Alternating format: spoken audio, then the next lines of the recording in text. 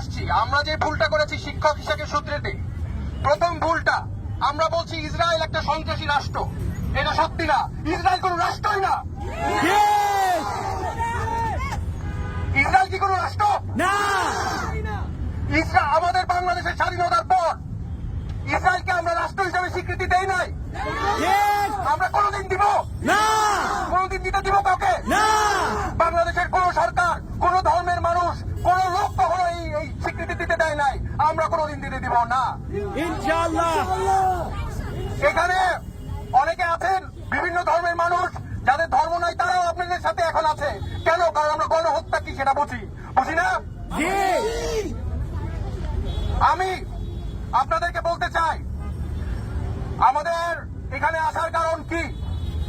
আমাদের একটা দাবি, যেই রাষ্ট্র না, সেই রাষ্ট্র যখন অন্যদেরকে আক্রমণ করে তখন সেটা একটা জঙ্গি সংগঠন, সে কখনো রাষ্ট্র দেয় না। ইসরায়েল কি জঙ্গি সংগঠন? আমরা কখনো ইসরায়েলকে রাষ্ট্র মানি না। কাজেই আমরা বাংলাদেশের সরকারকে কূটনৈতিকভাবে নেতৃত্ব নিতে বলবো। আমরা দাবি জানাই যে বাংলাদেশের সরকার ইসরায়েলকে রাষ্ট্র হিসাবে মানে নাই, কিন্তু এখন তাদেরকে স্বীকৃতি দিতে হবে জঙ্গি সংগঠন হিসাবে। আমরা যখনই দেখি অনলাইনে ইন্টারভিউয়ের সময়, তখনই ওরা কি বলে? হামাসকে কন্ডেম করতে বলে। তোমরা কি ইসরায়েলকে কন্ডেম করো? ওরা করে না ইসরায়েলকে কন্ডেম, তাহলে আমরা কেন হামাসকে কন্ডেম করব? ঠিক। ওরা বাংলাদেশে 3 কোটির মানুষ মেরে ফেলেছে না খাইয়ে, তারপর তারা কমিউনিস্টে গিয়েছে। আজকে তারা একই কাজ করতেছে।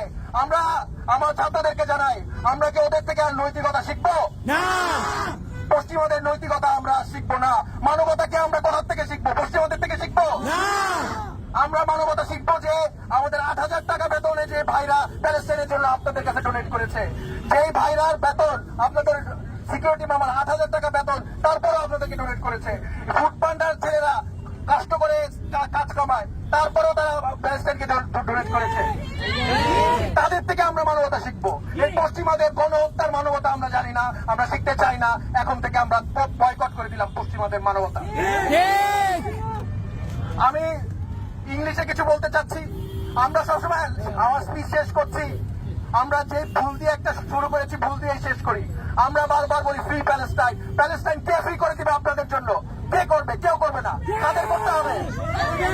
বাংলাদেশিদের করতে হবে। কাদের করতে হবে? জায়নিস্টরা। আপনারা সাইফুল আজমের কথা জানেন। সাইফুল আজম একা আমাদের বাংলাদেশ বিমান বাহিনীর